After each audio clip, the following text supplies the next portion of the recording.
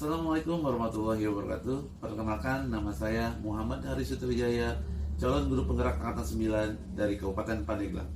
Pada kesempatan kali ini saya akan menyampaikan tugas demonstrasi konsepual 3.1, yaitu mewawancarai 2 kepala sekolah tentang bagaimana cara mereka mengambil keputusan tentang dilema etika. Selamat menyaksikan.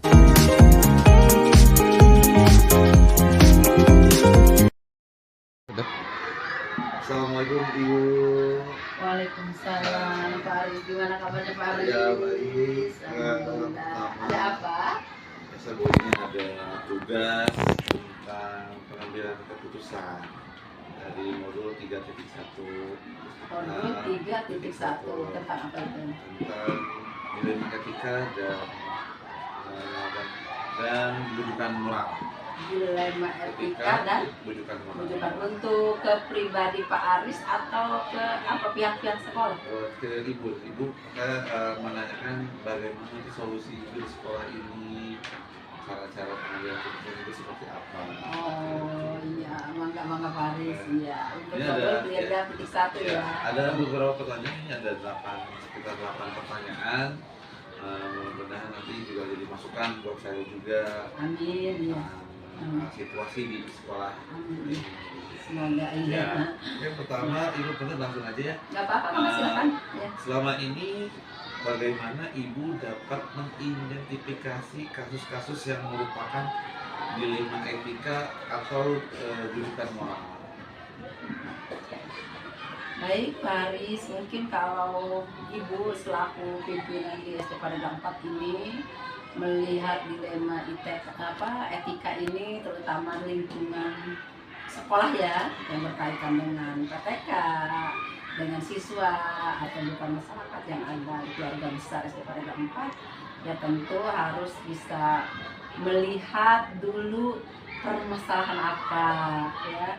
Ketika kita melihat sesuatu permasalahan, tentu nanti kita juga akan melihat ini bertentangan enggak dengan aturan negara, aturan agama, ketika kita akan memutuskan sesuatu permasalahan tersebut. Karena nanti dampaknya supaya tidak merasa ketika orang tersebut bermasalah ya, atau melanggar etika, tidak sesuai dengan etika di lingkungan kerja kita ini ya, supaya mereka timbul semangatnya ya. Kita cara ini kita panggil, kita ajak ngobrol gitu ya, kemudian kita luruskan juga. Ketika bapak atau ibu tadi kelihatan seperti itu ya, kita harus terus terang supaya mereka akan lebih baik di dalam hal etikanya, seperti itu tadi. Selama ini bagaimana Ibu menjalankan pengambilan keputusan di sekolah Ibu, terutama untuk kasus-kasus di mana ada 2 kepentingan yang sama-sama benar atau sama-sama yang mengandung nilai kebajikan? Baik, terlebih dahulu mungkin Ibu akan melihat dulu kasusnya atau permasalahannya. Kemudian juga Ibu tidak akan bisa mengambil secara langsung atau secara pribadi ya. Tentunya Ibu juga akan mengajak atau memusyawarahkan dulu dengan beberapa guru atau yang lebih, mungkin ada yang lebih tahu dulu permasalahannya, kenapa orang tersebut misalnya seperti begitu. Nah, dari keputusan itulah mungkin hasil bermusyawarah baru Ibu mengambil tindakan. Iya, harusnya bagaimana untuk meluruskan menjadi perilaku atau mempunyai etika yang lebih baik kepada guru tersebut. Terus langkah-langkah atau prosedur seperti apa yang biasa Ibu lakukan selama ini? Tentunya kita harus tahu dulu penyebab permasalahannya ya. Kemudian siapa yang terlibat dengan orang-orang tersebut, sehingga kita ngambil keputusannya tepat gitu. Jadi tidak salah sasaran, sehingga mengakibatkan ketika kita memutuskan bahwa seperti itu kamu, sehingga orang tersebut misalnya atau guru tersebut merasa tersinggung, atau mungkin bisa kalau kita langsung menjatuhkan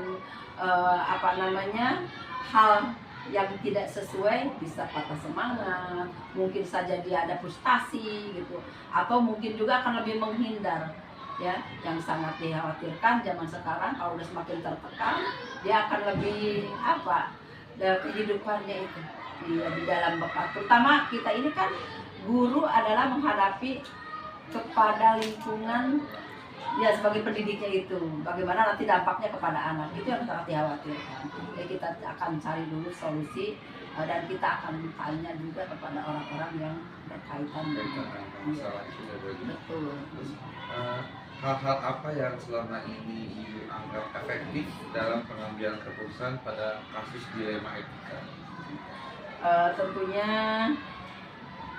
siapa yang terlibat tadi, kemudian kita juga akan kasus dilemanya dengan cara bagaimana kita mengambil keputusan tersebut. Kemudian mereka akan diberikan satu solusi atau panutan-panutan atau contoh-contoh untuk dia bisa melakukan hal yang lebih baik, seperti itu mungkin Pak Rizky. Hal-hal apa yang selama ini merupakan tantangan dalam pengambilan keputusan pada kasus-kasus dilema etika? Tantangannya itu Yang pertama, Pak Aris, Ibu akan mencari keputusan yang lebih baik ya. Kemudian keduanya mencari menemukan masalah-masalahnya dulu, permasalahannya dulu. Nah, ketika itu keputusan yang diambil kita supaya tidak bertentangan dengan keputusan tersebut. Kemudian kita juga akan melibatkan mungkin, nah si guru ini kan punya lembaga, dia ada di lingkungan dinas pendidikan misalnya, salah satu instansinya ya. Nah, dia akan diarahkan, tujuannya dia itu bekerja awalnya, kemudian dia mempunyai permasalahan yang tadi, tentu akan kita diajak gitu, bahwa ya kita harus punya perilaku atau etika-etika yang lebih baik sebagai pendidik, itu mungkin Pak. jadi apakah Ibu memiliki sebuah tata cara atau jadwal tertentu dalam sebuah penyelesaian kasus dilema etika? Apakah Ibu langsung menyelesaikan di tempat atau memiliki sebuah jadwal untuk menyelesaikannya? Bentuk atau prosedur seperti apa yang Ibu jalankan? Tentunya kita melihat satu permasalahannya. Kalau permasalahan tersebut itu perlu diselesaikan pada saat itu, karena mungkin dampaknya ya, yang dikhawatirkan dampaknya, maka saat itu pun harus. Tetapi kalau misalnya ini adalah perlu bertahap, nanti misalnya kita lihat saat tahap pertama kita berikan arahan, ada perubahan enggak? Nah kan terjadi ya seperti itu, jadi tidak sekaligus juga ya. Tapi kalau permasalahan itu harus sesegera, ya mau tidak mau kita apapun dampaknya nanti dia harus punya keputusan yang lebih baik kepada anak tersebut. Kalau misalnya pelanggarannya berat harus segera ditindak seperti itu ya? Ya seperti itulah mungkin. Tapi kita juga tidak lepas ya, tentu tidak bisa mengambil sepihak. Ya, Iya. Adakah seseorang atau faktor-faktor apa yang selama ini mempermudah atau membantu Ibu dalam pengambilan keputusan dalam kasus-kasus dilema etika? Kalau permasalahan tersebut bisa diselesaikan oleh pribadi Ibu sebagai pimpinan, tentu Ibu tidak mengambil peranan. Tetapi kalau permasalahan ini adalah dampaknya kepada semua, tentu ada bagian-bagian yang harus diajak bicara. Ya biasanya mitra kerja kita komite. Iya, kemudian atasan kita dari pihak UPT atau Korwil ya sekarang, kemudian terlebih atasnya lagi ada dinas pendidikan. Nah itu keterlibatan seperti itu selalu, dan yang paling utama kita dengan keluarga gurunya dulu gitu. Iya iya betul Pak Aris, seperti itu. Dari semua hal yang Ibu tadi sampaikan, pembelajaran apa yang dapat Ibu petik dan pengalaman Ibu mengambil keputusan dilema etika? Tentunya setiap kali pengambilan keputusan Ibu, ini adalah ada satu hal, nilai kebaikan yang akan diterapkan kepada anak tersebut. Jadi tidak semata-mata kita mengambil keputusan begini, udah itu baru amat gitu. Tapi kita dampak kepada guru tersebut atau orang tersebut yang bermasalah dengan permasalahan etika tadi, tentu harus ada nilai baik untuk dia lebih maju, lebih semangat, dan tentunya harapan bangsa dan negara bahwa guru adalah sosok guru yang paling utama untuk mendidik, mencerdaskan anak bangsa, dan harapan bangsa tentu harus ini iya ada di pundak guru tersebut. Mungkin itu Pak Aris. Oke Ibu, terima kasih banyak waktunya. Sama-sama Pak Aris. Jadi masukan buat saya, pengalaman berharga bagaimana cara untuk menangani suatu kasus dilema etika ya Bu ya.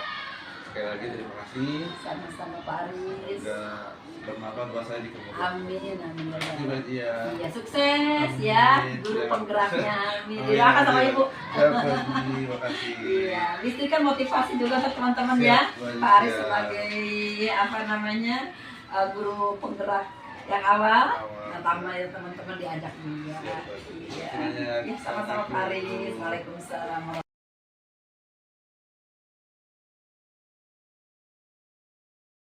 Assalamualaikum Ibu. Waalaikumsalam Pak Aris. Selamat datang di sekolah. Mohon mengganggu waktunya sebentar. Ada beberapa pertanyaan yang akan saya tanyakan kepada Ibu mengenai tentang bagaimana cara Ibu untuk mengambil keputusan di sekolah. Langsung aja ya Bu ya. Boleh. Selama ini bagaimana Ibu dapat mengidentifikasi atau membedakan kasus yang merupakan dilema etika atau rujukan moral? Oke, terima kasih Pak Haris. Ini merupakan pertanyaan yang mungkin sulit bagi Ibu, tapi harus berusaha dijawab.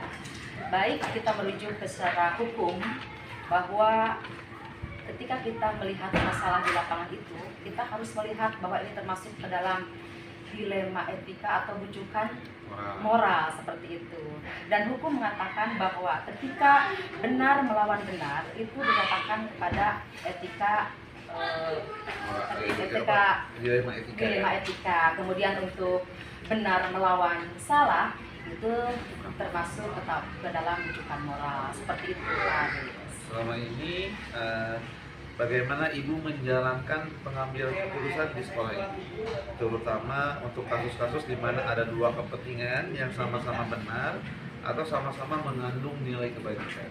Baik, untuk hal ini kita selaku pemimpin itu tidak boleh terburu-buru untuk mengambil keputusan. Di sini kita harus benar-benar yang pertama itu fakta yang ada di lapangan itu seperti apa. Fakta. Kemudian setelah fakta kita dapat, kita melihat siapa saja orang yang terlibat dalam kasus ini. Itu perlu sekali Pak Haris. Kemudian setelah kita tahu faktanya seperti apa, orang yang terlibat itu siapa saja, kini di sini kita harus menganalisis masalah yang tadi itu seperti apa, kenapa sampai bidang terjadi seperti ini gitu.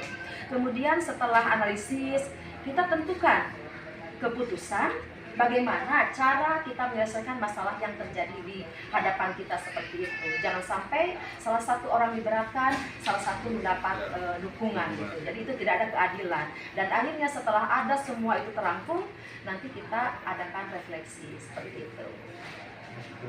Kemudian langkah-langkah atau prosedur seperti apa yang biasa Ibu lakukan selama ini? Kalau saya ketika ada masalah, yang paling pertama saya lakukan pertama adalah penyebab permasalahan itu timbul itu apa. Penyebab pertama itu penyebabnya apa, kemudian siapa yang terlibat, kemudian setelah itu kita diskusi dengan warga sekolah, baik itu guru, siswa, ataupun bisa juga dengan orang-orang yang selalu dekat dengan sekolah kita.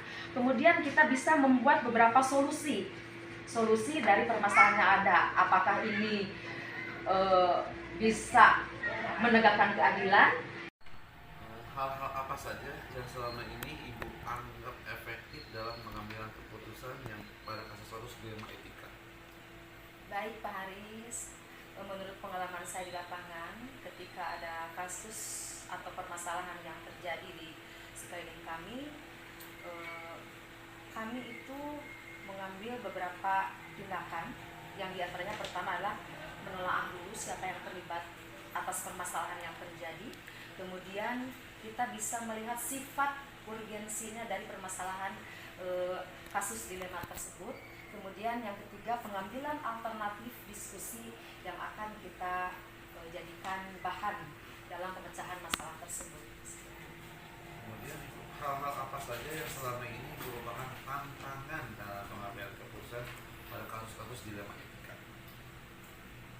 Ya, pasti semua orang merasakan semuanya ini ketika kita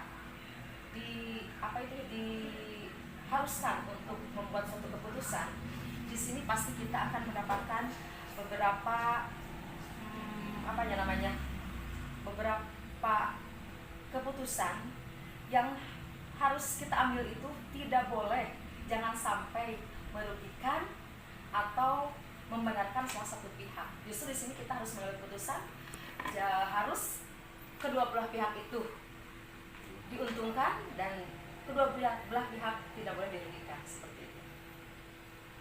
Kemudian apa Ibu melihat sebuah tata cara atau jadwal tertentu dalam sebuah penyelesaian kasus dilema etika? Apakah Ibu langsung menyelesaikan di tempat atau memiliki jadwal untuk menyelesaikannya? Bentuk atau prosedur seperti apa yang Ibu jalankan? Nah, untuk masalah itu mungkin kita lihat dulu dari seberapa berat, seberapa ringan masalah yang kita hadapi. Kalau seandainya masalah itunya ringan, masalahnya mungkin itu bisa diselesaikan dalam saat itu juga.